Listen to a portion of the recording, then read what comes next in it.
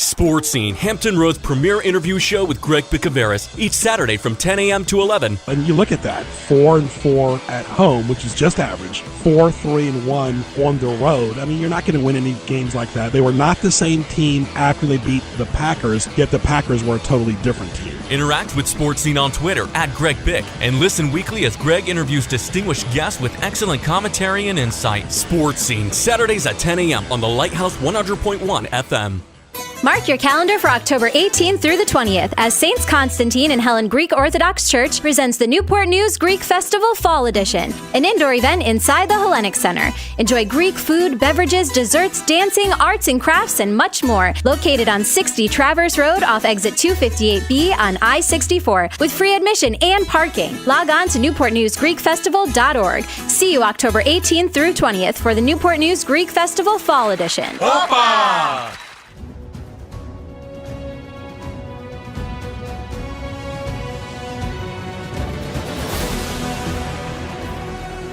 From Chesapeake, Virginia, the Lighthouse 100.1 presents Sports Scene. Sports Scene features local, regional, and nationally acclaimed guests and excellent interviews. Follow Sports Scene on Twitter @GregBic. Now here is Greg Bicouvaris.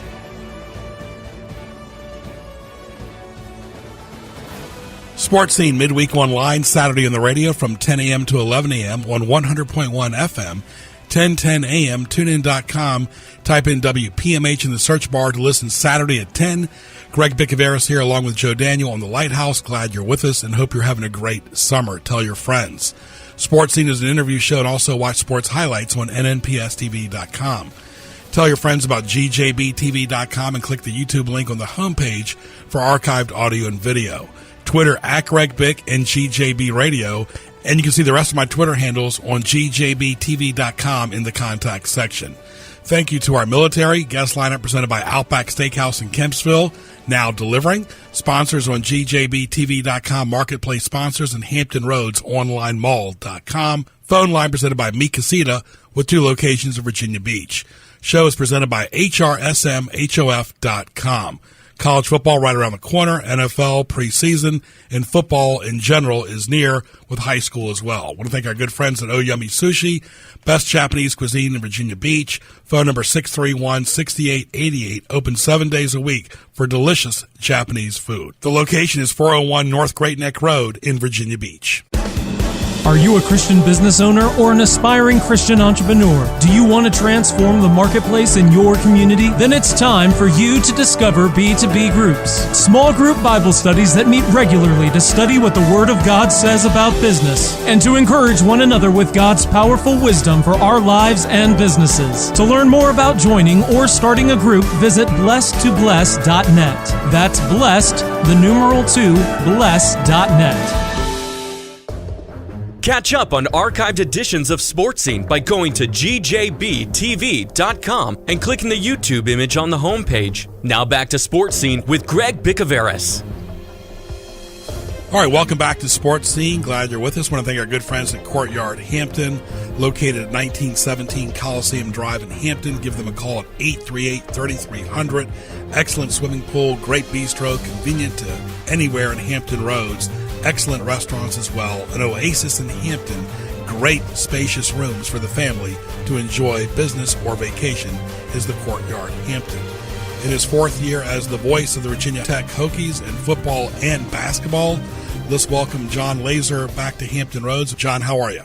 I'm doing great. Good to be with you. Very good, my friend. Welcome back to Hampton Roads. A lot of relevance this year. Before we talk about your career, you guys will be down here taking on Old Dominion. They're not quite used to an opponent like that. They've taken on NC State down here, and Tech is normally playing in front of 60 or 70,000 people. This will be a small crowd, like little just over 20,000. Yeah, it's going to be an amazing scene, I think, because the ticket demand, due to what you were just talking about, with the fact that there's about a third of the availability as Hokie fans are used to, has been wild. You know, we auctioned off a pair of tickets at one of our Hokie Club events down there, and I don't think they were even that great of seats. if there's a bad seat in that place, but they went for about $800 or $900 for the pair. So that'll tell you how badly Hokie fans want to get in there and represent down in the 757 and how difficult it might be to do so. But I think it's going to be awesome when you have two programs in the same state, one, of course, which resides in a recruiting hotbed for the other, that wants to come down and showcase what their program is all about and use it as a tool to continue to come down and mine talent in that area. There's going to be a lot of intrigue going in, and when you have those confines, those cozy confines of a 20,000-seat stadium, I think it's just going to become kind of a boiler, so to speak, as we like to call it. And I'm looking forward to it. I know the Hokies are, too. Should be a lot of fun for a lot of intrigue. Of course, Beamer used to recruit heavily down here, and, of course, Bud Foster and, of course, Coach Fuente. So that's one thing. Michael Vick's from this area. There's so many great players that have played for Virginia Tech from the 757, as you well know. Yeah, without question. You mentioned some of the former greats, including Michael Vick, and there have been more than a handful of those guys that have become legends here within this program, but there are also more than a handful of guys currently on this roster that have that game circled because it's a homecoming for them, and I'm sure they can't wait to get back and play in front of former teammates and friends and family and all the rest and showcase the next level at which they've taken their careers. So, yeah, you look at that game, and some people would say, why would Tech agree to go on the road to play Old Dominion? But then I think when you peel it back a little bit farther and you look at some of the other layers of intrigue to it, it makes a lot of sense. And like I said, I think it's going to be a lot of fun. And the Hokies, let's be honest, they're going to try to use it as a showcase to continue recruiting in that area because it is still, as much as ever, a critical area to their success nationally. Tech has got an interesting schedule, like you mentioned. They do want to make a statement down here. You're exactly right. Old Dominion is hard to believe in their 10th year coming back into football. But you guys open up on the road with a brand-new coach at Florida State. Then you take on William Mary, who Laaser announced his retirement earlier. This will be his 39th year with the Tribe. Yeah, absolutely. When you look at the schedule, obviously Florida State, having played a significant role in many of the big games in the history of Virginia Tech, just stands out to you, not only because it's a primetime matchup and it's on Labor Day and you've got that stage to yourself, but because it's a young roster that Tech's going to take down to Tallahassee, and you're going to find out a lot about yourself and your team in a very short manner. As Coach Fuente has taken to saying, we're not wading into the shallow end of the pool. We're doing a cannonball off the high dive into the deep end, and that's exactly what you're going to get in that Florida State matchup, particularly since it's the first game under a new head coach for the Seminoles in Willie Taggart. And you looked at William and Mary and said, okay, maybe that will be the game that you can come back and try to find your bearings off of what will be obviously a very scrutinized lead up to Florida State and then a heavily reacted to game, whether it goes your way or not, against the Seminoles. But you're going to have a short week coming back, and now you've got the emotion of Coach Laaser announcing his retirement. Obviously, the level of respect that he has, not only down in Williamsburg, but also throughout the state, throughout this region, and that certainly is felt here in Blacksburg and at Virginia Tech by Coach Fuente and his staff. So you add that to it, and then boom, you come back with East Carolina, who's another team and another program that the Hokies have had some ups and downs against, and then they're down against Old Dominion there, and suddenly the first month of your season has storylines aplenty. So, yeah, it's definitely one of those things. If you laid out the schedule, you'd love to have that story week to week to week, and it seems like you do, and then, oh, I forgot, Notre Dame comes to your place the week after. So it's hurry up, get ready, and get where you can get as a team because it's all coming at you here relatively quickly. We're talking to John Laaser, the voice of the Virginia Tech Hokies in his fourth year. Greg Bicouvaris at Greg Bick. Glad you're with us on Sports Scene every Saturday morning from 10 to 11.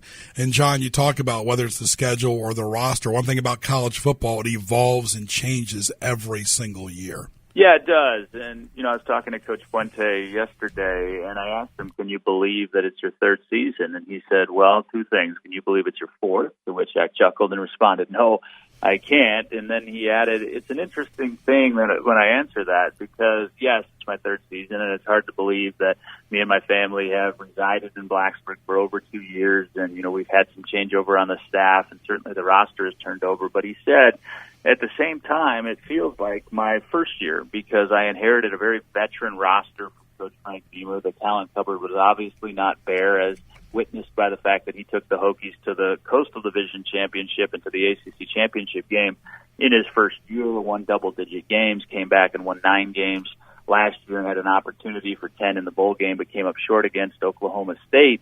And he said, it was a lot of those guys knew how to do it right. They'd been taught right from Coach Beamer, and we didn't have to do a whole lot. They led the locker room. They led the team. He said, but now due to some attrition in some other areas and the fact that we're 2.5 recruiting classes in, 2 full classes, and the one that he inherited from Coach Beamer's staff, when he came in, the roster has really transitioned, and we're really starting to put the pieces in place to the full offensive scheme that we want to run. We have guys that we feel like fit our personnel mentality a bit better, but at the same time, they're so young, so we're molding them, and we're teaching them how to practice, and we're teaching them how we want to do it and what speed we want to do it. And he said it's not starting over. We still have veterans on this team, and we still intend to have success this year, but at the same time, we're building a lot closer to the ground floor than we were in his first year back in 2016. So I think that's interesting. And to your point, Greg, it is kind of cool how things evolve. And now you're seeing how Bud Foster's legendary lunch pail defense has evolved to all these spread schemes, and now he faces it every day in practice,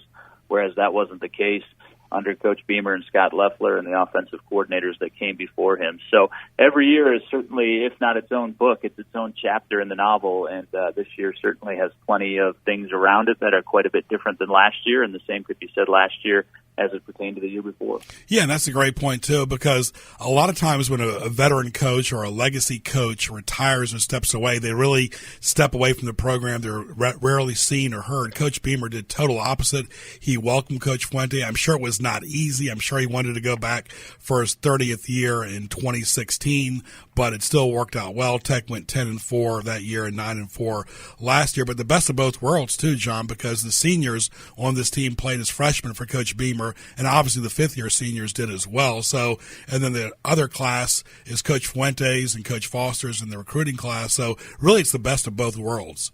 Yeah, and that's really been the way it's been since Coach Beamer made the announcement that he was retiring in the fall of 2015. It has been handled seamlessly from the top, from Whit Babcock and Coach Beamer, electing that was the right time to give them a head start in the hiring process to get the guy they wanted. That was Justin Fuente. Coach Fuente is a brilliant man in terms of understanding people, understanding the business, and I think he came in with the mindset of understanding that transition, and he has really looked at Coach Beamer as a mentor rather than someone that he's got to try to replace. Of course, keeping Bud Foster on the staff has only galvanized that as well, and those two really seem like peas in a pod. So I know from outside it looks like it's all duckies and bunnies and rainbows and everything's great, but that's the reality of it. And you know, you've had adversity, you've had some off-the-field stuff, you've had some attrition of a negative variety that you didn't want. That's going to happen within every program, and nonetheless, things continue to roll forward, and that's because of who you have in charge, in this case, Coach Fuente, but Coach Beamer is still very much a part of this community. In fact, I see him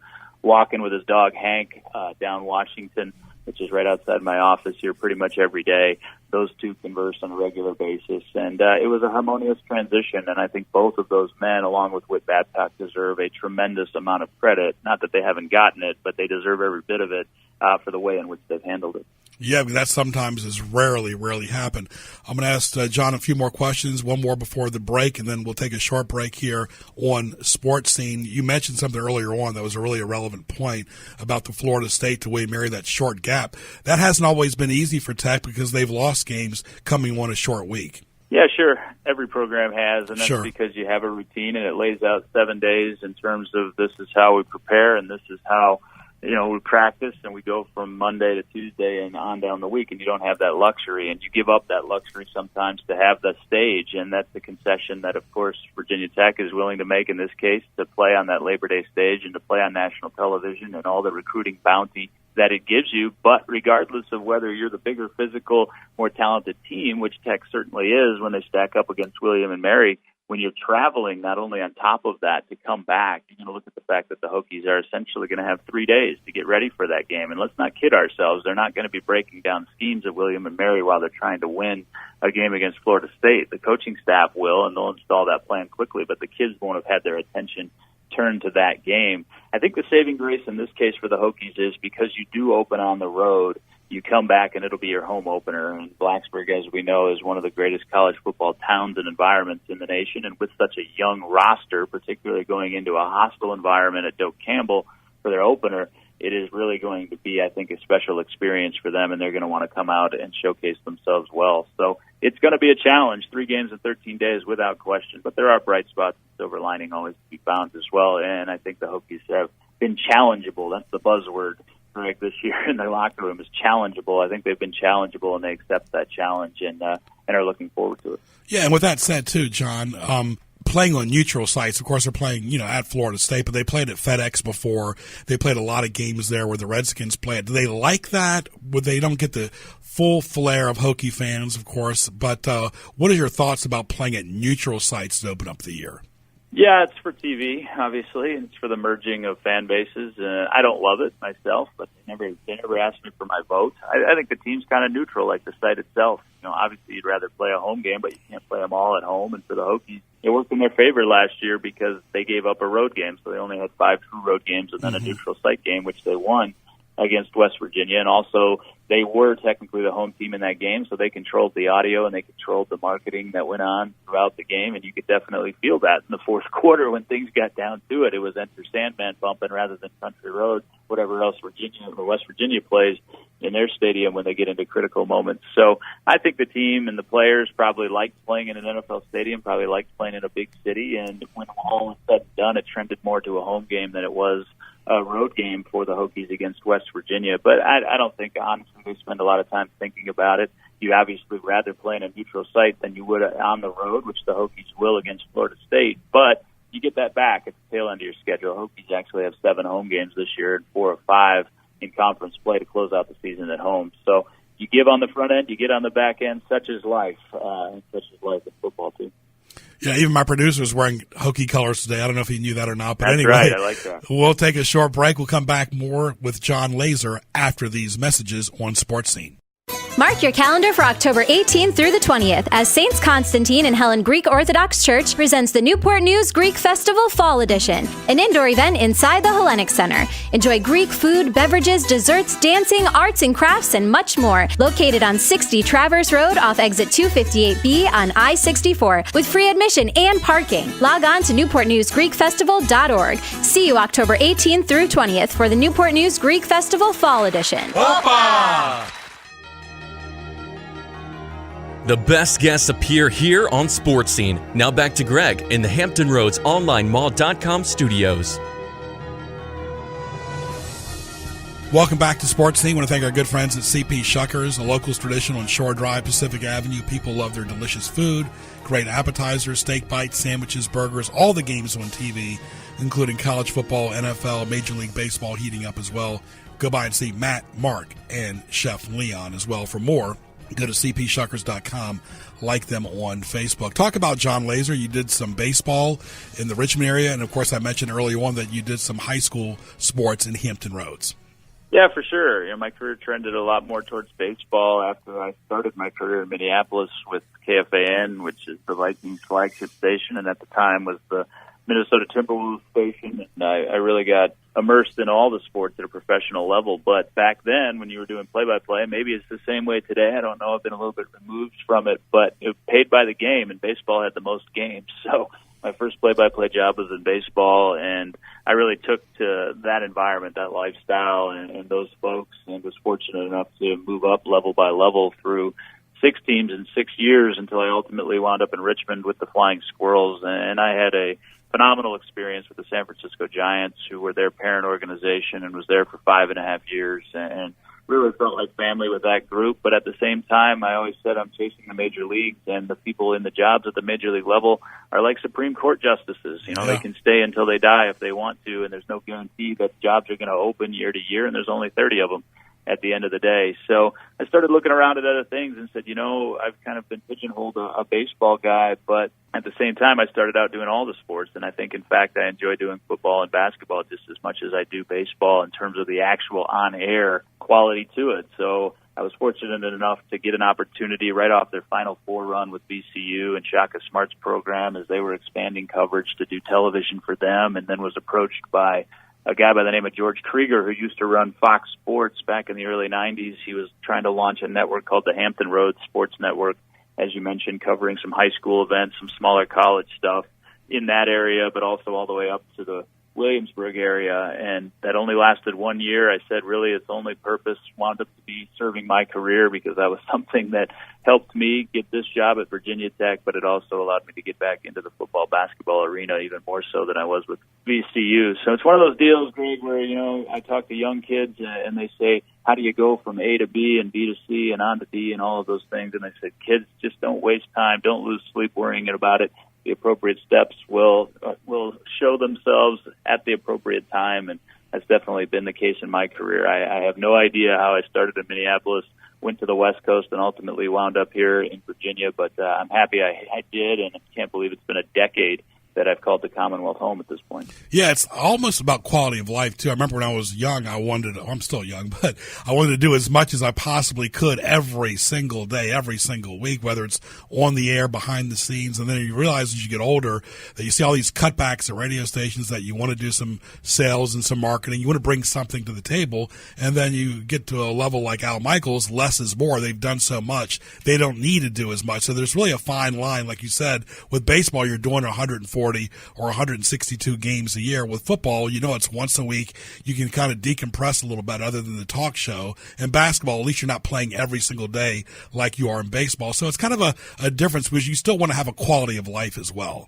Yeah, without question. And it just depends on what you define quality. In my 20s, quality for me was the experience to travel on buses with guys from all across not only the U.S., but obviously Latin America, and some of the foreign-born players that I was able to experience that I never would have come across living in Minnesota or living in the Midwest or living in Arizona like I did in college. And for me, quality was just being able to experience as much as I could in terms of places and people, and baseball really gave me that opportunity. But to your point, as you get a little bit older, you slow down in terms of wanting to work 16-hour days, and being able to, I think, is the key while maintaining quality in your work. And I started to notice that through my early to mid-30s that, I was dragging tail a little bit more than I would have been when I was 27, 28, 29, and really started to look around and say, it's not that you don't want to work.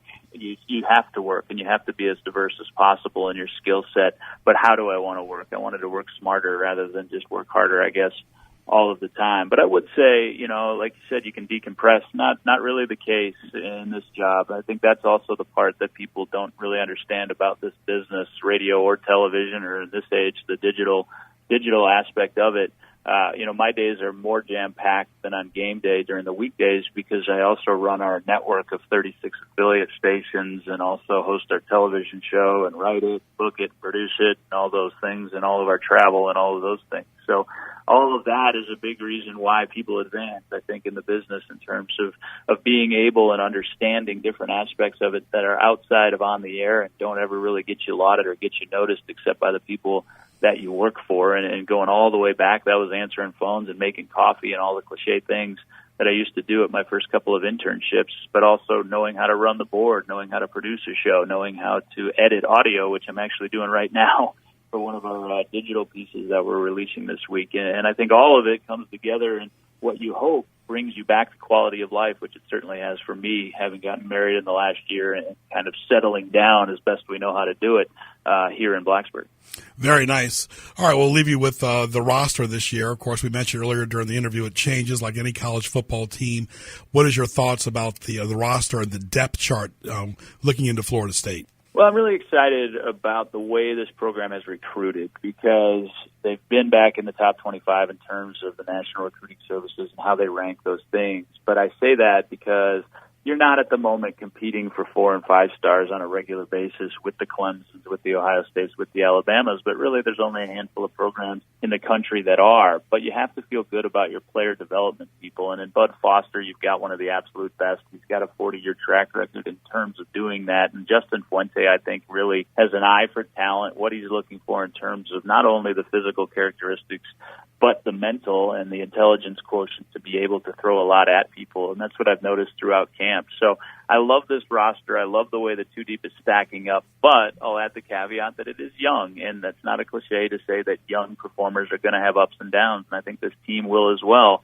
In terms of winning and losing games, it's just going to be a matter of whether you're up, on one side of the ball can cover your downs on a week-to-week basis, and you may not win games in the same variety every week. And I think this team needs to and will be prepared for that. But on the offensive side, I'm looking for big strides forward with a lot of these guys that were thrown into the fire as freshmen last year, including quarterback Josh Jackson. I think he's going to have a big year with more weapons around him and behind him. And on the offensive line and on the defense, I think they're going to give up some big plays just because they're going to be aggressive on some levels where they have inexperience. But I also think they're going to make some big plays due to the same reasons. Yeah, and of course, Coach Fuente is 19-8. His last 2 years, he's done nothing but win at Virginia Tech. I'll be remiss to say this has been a very off summer for college football as far as negative news with Maryland and, of course, Ohio State, two totally different matters.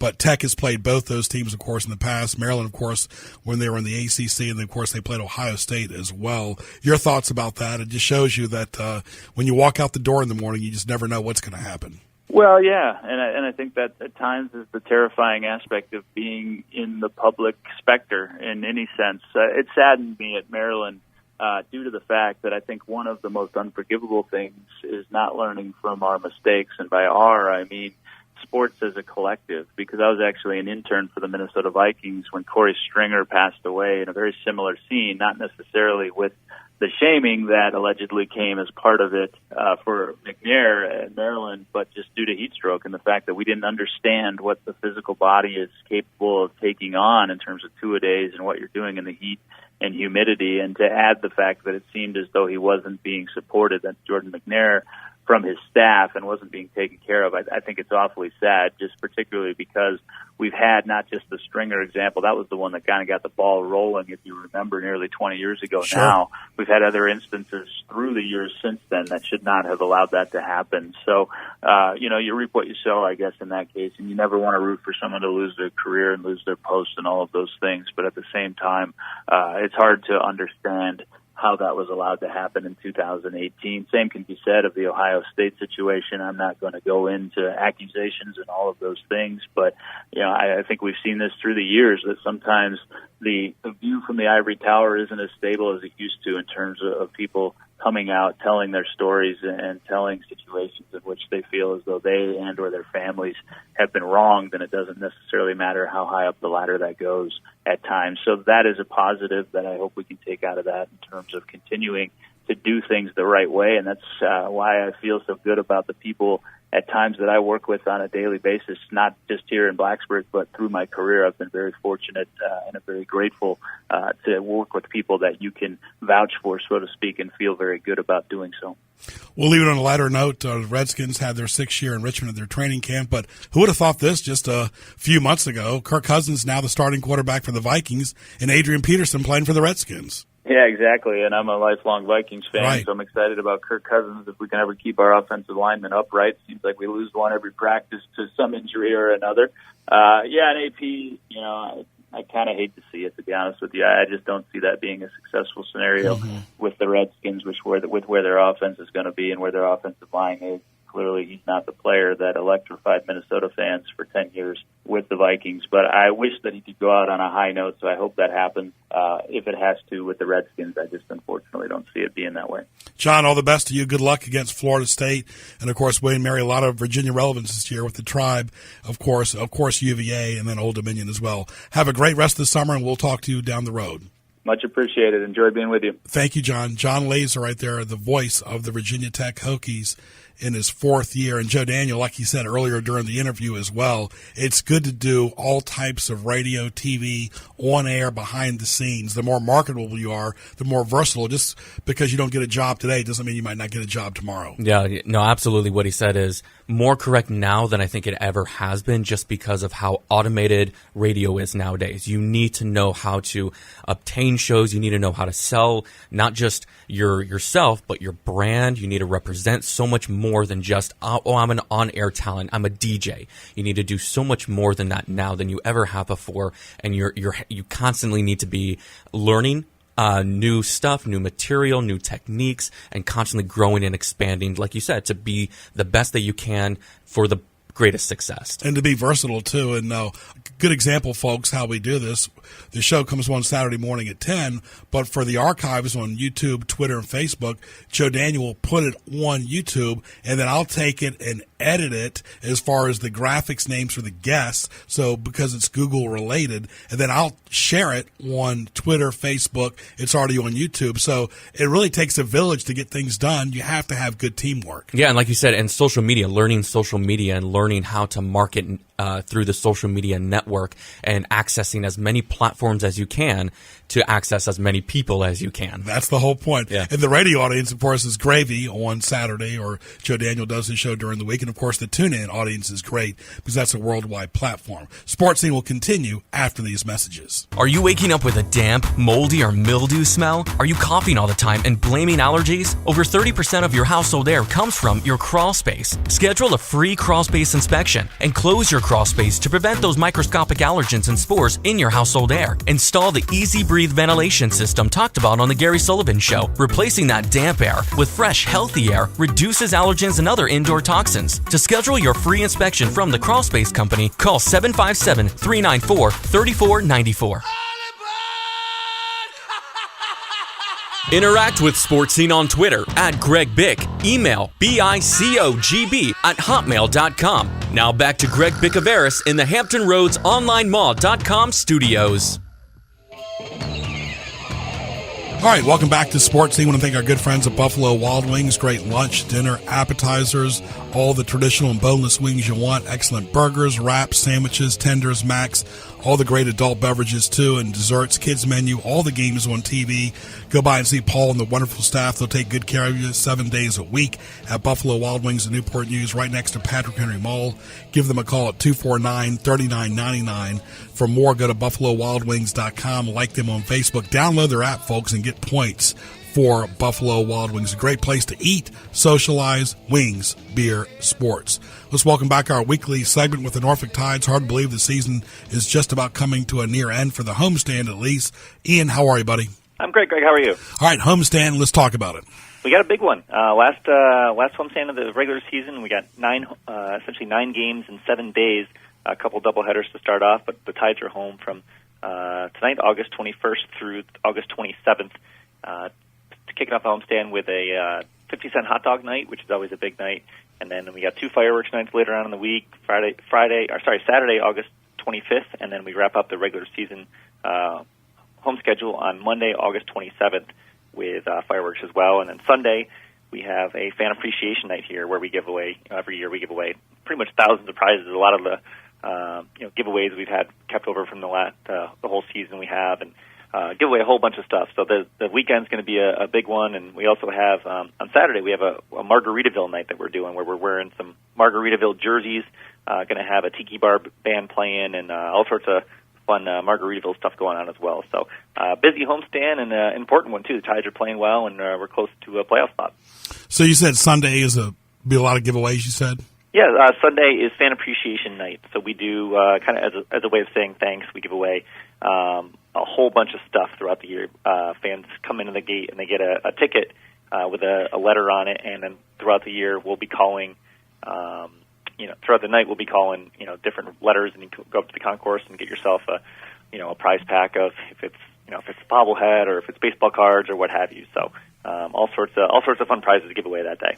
Let me ask you, you've been with the Tides for a long time and see the International League and, of course, Major League Baseball, too. Do you like the times as far as the start of the times of the games as opposed to, let's say, the mid-morning, afternoon, late night? I mean, what's the happy medium? Because sometimes you play in the 6 o'clock hour, sometimes you play in the 7 o'clock hour, other times you play, of course, day games earlier than that. Talk about it. Yeah, sometimes it's hard.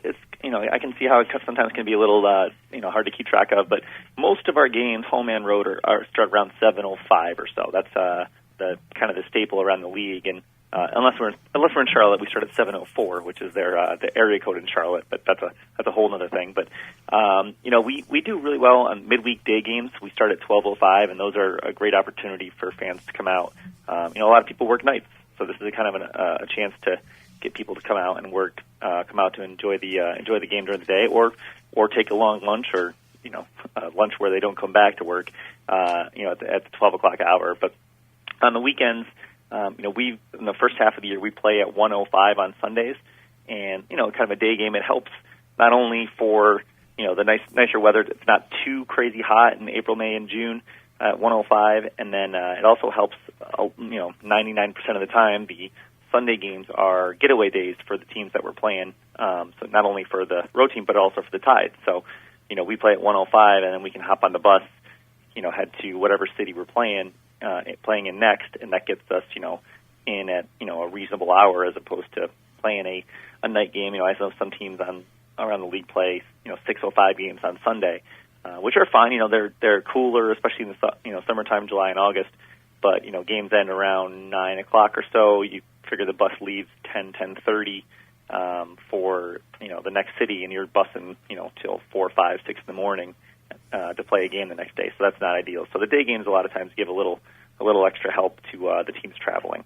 Absolutely, and of course the wreaks havoc on that is the doubleheaders or the rainouts. Yeah, and we have that coming up this week where it was kind of a weird situation where we were in Charlotte at the beginning of August, and they had a bunch of rain the last 2 days of our series there, and we were winning a game on August 1st. We were winning 3-0, and the game got suspended due to rain. And that's one thing in this league, they won't just cancel the game if it hasn't been played 5 innings. They'll suspend it and pick it up at a later date. But we don't go back to Charlotte. But Charlotte does come here, so we're resuming the suspended game versus Charlotte as a 9-inning game, and then playing our scheduled game as a 7-inning game after that, which can be a little confusing. And then, of course, the next night in Charlotte as well, that game got rained out too, so we're forced now to pick up back-to-back doubleheaders here at Harvard Park. So we're happy to have the home game, so sometimes it throws off a lot of the scheduling stuff that we've done. If we say, gates open at 6 p.m. for 6 months for a certain game, and then you have a 1 week time to say, just kidding, gates open at 4 now because of a doubleheader. That kind of throws things off a little bit, but that's the nature of the business. We know we got a veteran staff. We're kind of used to scrambling a little bit on short notice to change the game times, and we'll adapt, and hopefully fans will have a good time. Absolutely, and of course, is there something that the staff tries to do in the last homestand? You mentioned all the promotions. That's a given. You guys do that every year, but is it something different? Any appearances? Lay of the land. Give us something that goes on the last homestand that might be different, let's say, from a series in April or May. Yeah, so we do, we add some extra fireworks nights because it's kind of like the last, the bon voyage to summer, if you will. We have our last homestand ends on Monday night, August 27th, and a lot of times we wouldn't play a night game as the last game of a series, or do fireworks on a Monday. But this is kind of the last regular season home game for us, so we're doing an extra fireworks show on that night, and fan appreciation night, like I mentioned, on Sunday. Fireworks also on Saturday. We're doing some giveaways and stuff on Friday, where we do a team photo when we're releasing next year's schedule as well. So we kind of jam in a lot of the promotions here at the end, and there's a couple promotions from earlier rainouts that have been pushed to this last homestand. So this last, I think we have a baseball card giveaway this week as well that was scheduled to be, I think, earlier in August or late July, but because of rain or what have you, that got postponed and moved back. So it's a jam-packed homestand, and it's one last hurrah.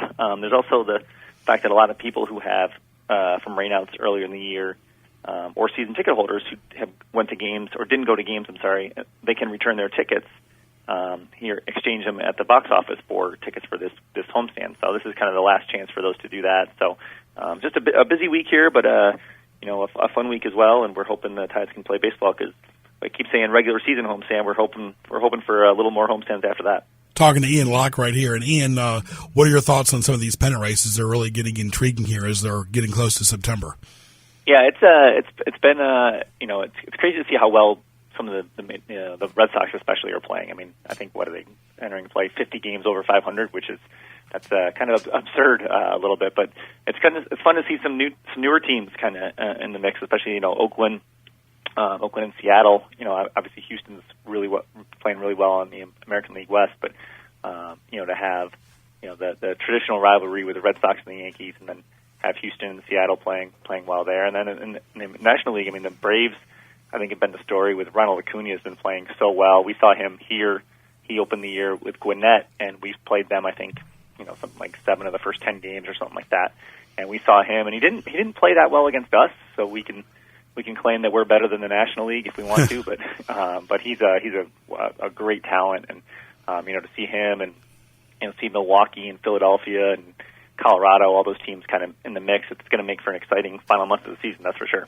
Absolutely. Talking to Ian Locke, and Ian, you talk about the Tides and and how the fans get involved. I think that's the one thing we've always talked about is the fans feel like they're involved in the game. When you get the kids running around the bases, there's really something for everyone there. The restaurant, there's so many amenities, but I think the big thing is that with minor leagues baseball is kind of like NASCAR. The fans really get involved.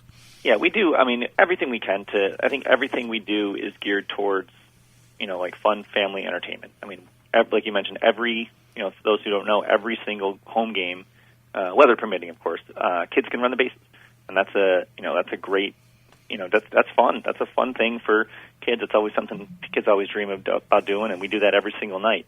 We always have some sort of giveaway, and then we have, on weekends we do fireworks as much as we can, and a lot of times during the week we do some drink specials at the ballpark for some of the adults to enjoy as well, and we just want to have fun. I mean, we do in between inning contest essentially every half inning. I went to you've been to a bunch of major league games. I went to some last week, and you see in between innings, it's mostly just a video on the scoreboard or a dance cam or something like that, and that's that. But here at the ballpark, we'll have kids racing mascots on the field, and we have some random eyeball races and all sorts of Build-A-Burger and all sorts of in between inning contests that kind of incorporate the fans, and that's what we do here. We want to make sure that the fans, it's a baseball game, it's enjoyable, but we want to know we also know that we're putting on a show, and every night we want to make sure that people enjoy themselves, and they're not just talking about the baseball game, they're talking about how much fun they had at Harbor Park. Leave us with social media. Yep, fans can check out. Like I said, we have one final homestand that we can go on our website at norfolktides.com and check out all the details for that. You can follow us on Facebook, facebook.com/Norfolk Tides. You can go on our Twitter, which is Twitter and Instagram, which is at Norfolk Tides, and follow us on Snapchat as well. And then check out our YouTube page where we post video highlights of all sorts of stuff throughout the year. Ian, all the best. We'll talk to you again next week. Have a great week. Sports Scene will continue after these messages. Mark your calendar for October 18th through the 20th as Saints Constantine and Helen Greek Orthodox Church presents the Newport News Greek Festival Fall Edition, an indoor event inside the Hellenic Center. Enjoy Greek food, beverages, desserts, dancing, arts and crafts, and much more. Located on 60 Traverse Road off exit 258B on I-64 with free admission and parking. Log on to newportnewsgreekfestival.org. See you October 18th through 20th for the Newport News Greek Festival Fall Edition. Opa! You are listening to Sports Scene with Greg Bicouvaris. Now, back to Greg. It's now time for Greg's Highlights, presented by HamptonRoadsOnlineMall.com. I want to thank our good friends at Barrel 17. Go by and see Jamie and Chris at 1706 Mediterranean Avenue in Virginia Beach. Get some great appetizers, burgers, hot dogs, excellent salads, house-cut fries, beer-battered onion rings, excellent fish sandwiches, too, at 1706 Mediterranean Avenue, Virginia Beach. Like Barrel 17 on Facebook, and go by and see the great staff and enjoy a good meal at Barrel 17, the locals and tourists' choice. Highlights right here as well, of course. Sports Scenes Online on Twitter, Facebook, YouTube, Saturday from 10 to 11 on the Lighthouse, 100.1 FM, 1010 AM, tunein.com, type in WPMH in the search bar, HamptonRoadsOnlineMall.com. Tourists, I recommend you go to it, HamptonRoadsOnlineMall.com. Browse, shop, visit for locals too, GJBTV.com and HRSMHOF.com. Our question presented by Buffalo Wild Wings and Newport News to our esteemed producer, Joe Daniel. Joe Daniel, a lot of things get on our nerves a lot, but what are one of the things that gets on your nerves the most? It actually just happened yesterday during a traffic jam. There was an accident, and so everybody slowed down, of course, be cautious, courteous, and for some reason, some people just feel so entitled to drive on the shoulder. And it drives me insane. You are a certain kind of jerk, I think, to drive on the shoulder. I don't even understand how you think that's acceptable. And it just drives me nuts. We're all stuck in traffic. We're all upset, irritated. We all have places to go. And the fact that you think that you can take an emergency lane, it's for emergencies, and it's a shoulder. What if there was a cop in that lane? What if the accident was just a little bit further and you just didn't see it?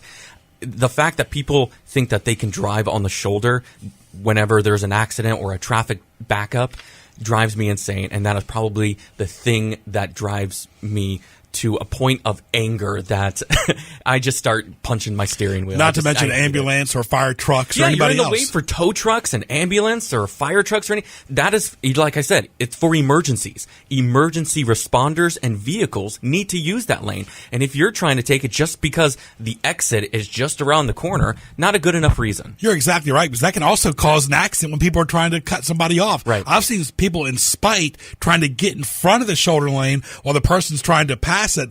That can cause serious road rage. It can, but I'm okay with it. Wow, okay. I'm okay with stopping that. I know, like, obviously, people shouldn't always just play sheriff on the road, but at the same time, if I see someone's driving on the shoulder and one guy just decides, you know what, I'm just going to poke my car out just a little bit. I see him coming. I'm going to poke my car out just a little bit just so he can't pass me. I'm okay with that. Yeah. Sports Scene will continue after these messages. Are you searching for a genuine connection with God and others? Then join Virginia Beach United Methodist this week for worship, life groups, holy yoga, or one of the many other activities we offer every week in a warm and friendly environment. We are located at 212 19th Street in Virginia Beach with modern services at 9:30 a.m. and traditional services at 8 a.m. and 11 a.m. For more information, please visit our website at vbumc.org or call 757-428-7727. Catch up on archived editions of Sports Scene by going to gjbtv.com and clicking the YouTube image on the homepage. Now back to Sports Scene with Greg Bicouvaris. All right, welcome back to Sports Scene at Greg Bick on Twitter. Of course, for more, go to gjbtv.com. Interact 24/7. Greg Bick on Twitter. Glad to be joined again by the philosopher of the radio station, Rick Brennan. Rick, good to see you. I'm glad to be here. Good to see you, too. Good to hear the show last week with you, and thank you for being on in 2 weeks in a row. And talk about, again, what's new with Remnant Radio. Remnant Radio, we're going to be expanding 24 hours a day, 7 days a week, live streaming programs that we do, and bringing in other guests and speaking in different languages because it can go around the world at different times. Very nice. Do you like the tape shows, but you also like to mix in some live stuff as well? I will when I get the chance. Right now I'm kind of tied between jobs and working and also doing the show, so eventually I like to do some live shows. What have you learned the most about doing shows on these radio stations here? Well, that you get listened to. There's people out there that enjoy your show. That's why we're still on the air for 4.5 years. And it's becoming more successful. I'm getting better at it because I had no idea what to do in the beginning. I certainly learned. Right. So. But it's funny, Joe Daniel and I were talking about that during this show as well, that you do a lot of things on the air, behind the scenes, sales, marketing, updating the website, social media. There's a lot that goes into a show. But the thing is, as long as you have an AM platform, an FM platform, a TuneIn app, which is the best thing in the world for radio today, and then you can archive your shows where people can get to them, it's almost like feeding the beast. People want content. You wouldn't believe the work you have to do in 2 half-hour shows. I mean, what goes on behind the scenes in content and archiving, I still do that. It's all archived, but then, you've got to get it out on like iTunes or YouTube if you want to use that, or now we're going to go into streaming, which means another bunch of time that we have to use to get the word of the Lord out.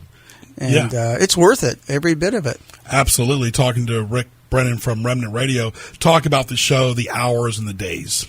Well, the show is on Wednesday and Thursday at 4 o'clock for half an hour. We have a health show on Wednesday, and we have a spiritual show on Thursday.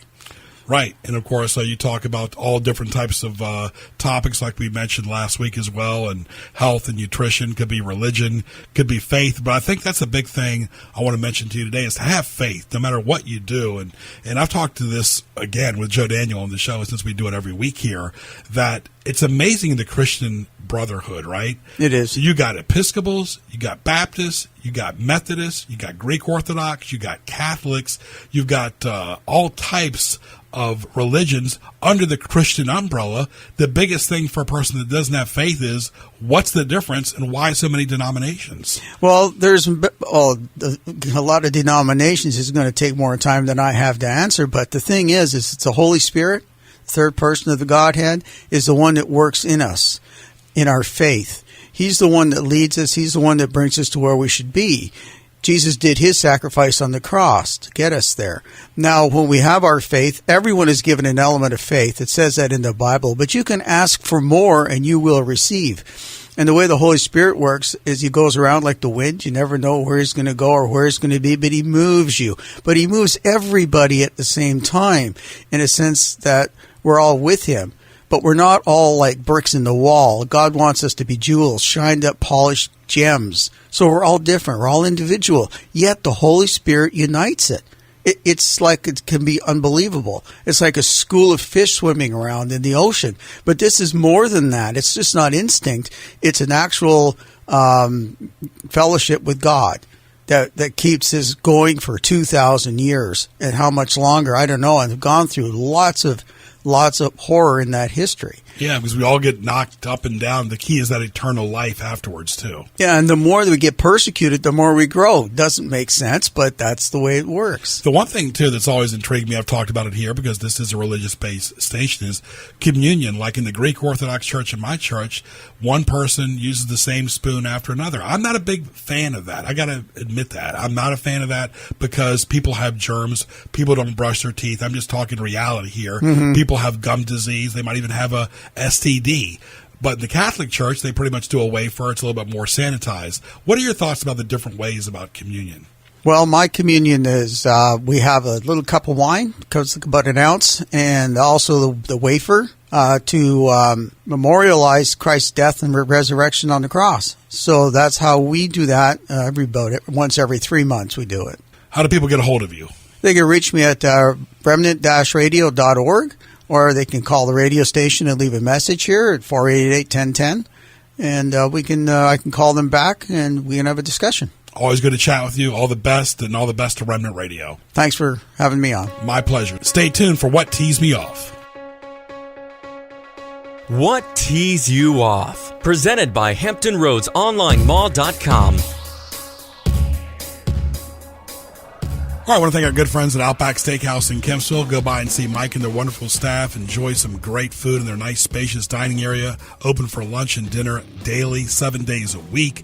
Burgers, steak, soup, salads, a great rollout menu, excellent seafood. They got lobster there, pasta, chicken, ribs, appetizers, desserts, special occasions, lunch and dinner, 7 days a week. They deliver in Virginia Beach, 1255 Fordham Drive. Give them a call at 523-4832. Go by and see Mike and their wonderful staff at Outback Steakhouse in Kempsville, the best Outback in Hampton Roads. Now for our favorite segment, What Tees Me Off, Joe Daniel. I use Craigslist a lot because I scrap metal, as you well know. And, of course, the things you see on Craigslist, though, we're giving away free food. I mean, think about it, too. We live in an OCD world where people are very sanitary. We go everywhere, and we use hand sanitizer. Why the heck would I want to go to a stranger's house and get any type of food that I don't know that could be poisonous? Yeah, that makes no sense on Craigslist. I mean, I understand the person may have good intentions, but that is maybe not the correct method. We have food pantries. We have donation places. That's probably the best thing, as opposed to saying, no, come to my house to get free food. Again, I understand the heart posture, and we should be giving and caring and willing to take care of the poor and the needy. But I think that there are better ways to do that. Looking at it from that person's perspective, you don't know who you're bringing to your house. No. And so somebody just shows up saying, cook me lasagna or something like that. I think that's just do they wash their hands? On both sides, it's just not a very safe or best way to do it. You don't talk to strangers for the most part. In general, why would you want to do that? And they give away stuff like horse manure. I understand like parts and automotive stuff. Let's keep it simple, folks. Craigslist is great. It's not meant for stuff like that. It's a little bit too much information, too much personal. Okay, we live a sign-in and password world. It means everything is sign-in, password. After a while, you have to save, of course, to remember them, but it gets really monotonous. It does, yeah. And fortunately, though, I do believe that technology is acknowledging it, or software engineers are acknowledging it to where you don't have to keep entering it in. I know when I sign in through Chrome, that browser, it asks me whenever I go to a new website and I type in a username or email address and password, it asks, would you like to save this password in association with this username on this computer? And so I normally click yes. And that really helps with having to retype it in every single time. So the next time you go to that website, it automatically autofills in those blanks. So all you have to do is just go there, hit enter, and then it takes you from there. Yeah, because a lot of times, too, that you go to a different computer and it'll say somebody checked into your computer or logged into your screen and password. It'll give you like a notification. Yeah, and it's all for safety. I mean, I understand why they do it. It's needed. It's all for safety. I understand how if you're constantly using new computers or different computers all the time, it can be. But there are also journals. I know that I've seen in Walmart and maybe Barnes & Noble, they actually have notebooks that are specifically designed for all these different usernames and passwords, so you can keep a journal that way as well. You have to almost these days. One thing, Joe Daniel, we work first shift, second shift, third shift. I get it. One thing is to have a lot of activities and plans during the week, but during the weekend, I don't want to have but so many activities going on. It's all about relaxation, you think, on the weekends. I know sometimes, though, the weekday seems to be that very routine, and the weekends seem to be the busier times. I know I often have those kind of weekends where you just want to relax, but instead you're busy running errands. You have to go to the post office. You have to run to the bank. You got to go all these different places, grocery shopping. You want to relax. You want to stay at home and just turn on Netflix, but it seems as though the weekends are the most busy times of the week. Right, which goes into my next two segments, of course, that feeling of being rushed and also distractions in general. Absolutely. Being rushed, it just adds so much more anxiety. And I know some people think and say, I work really well under pressure, and I think that's good. Not very many people are like that, and I think studies have shown that when you're in a more relaxed environment, your productivity does better as opposed to constantly being rushed, meeting deadlines. Some people thrive under that. I know I'm not one of them, but I do always try to work as quickly as possible just to get it over and done with. I try to find different ways to be efficient with my time as opposed to just working quickly in a cumbersome way. And life has distractions, right? Yeah, absolutely. You got to stay focused. Absolutely. Obligations you don't want to attend. I was at a wedding Saturday. It was pouring down raining at 4 o'clock. I went to the reception only, got there early. I get it all. The food was nice, the camaraderie. But when you're at a social event for more than 2 hours, it can really, on a Saturday of all days, to give up your Saturday, even though it was a wedding, the social chit-chatting, the awkwardness, sitting next to people you rarely talk to. We're all friends with the bride and the groom. We get that. But we're not necessarily friends with the people that are there. Right. And you're only friends, for the most part, for that day. That's it. You all just get along. Yeah, they all want to catch up. Yeah. Yeah, from the last time that you met for briefly, you just shook hands and that was it.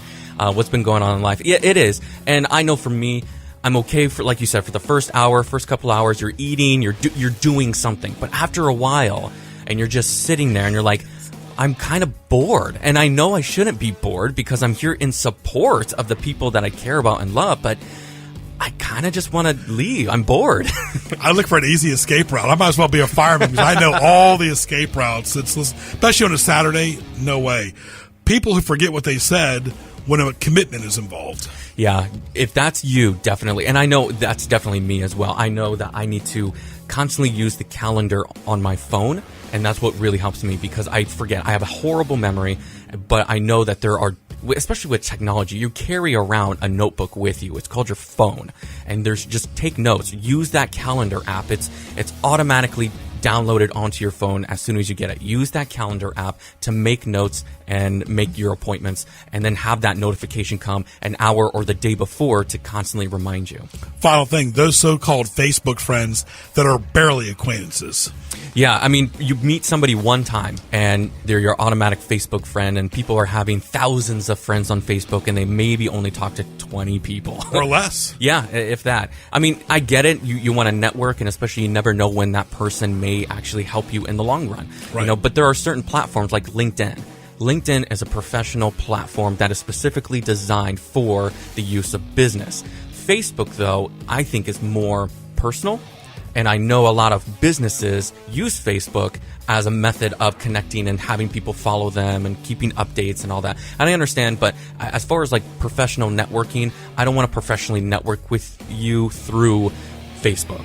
That is for my actual friends and family, I think. If you want to connect with me on a business level, on a professional level, then send me an invite through LinkedIn, because I think it's more appropriate. The best thing going on Facebook, you and I have even done it too, is Messenger, because that has totally killed Skype.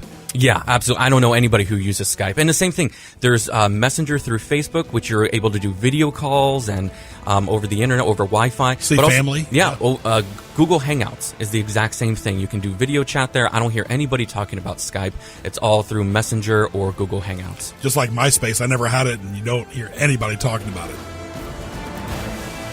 I want to thank our great guest today on Sports Scene, John Laaser, the voice of the Virginia Tech Hokies, Ian Locke from the Norfolk Tides, and Rick Brennan from Remnant Radio. At Greg Bick, at GJB Radio on Twitter. For more, go to gjbtv.com. For Joe Daniel, I'm Greg Bicouvaris. Happy Saturday. We'll talk to you soon.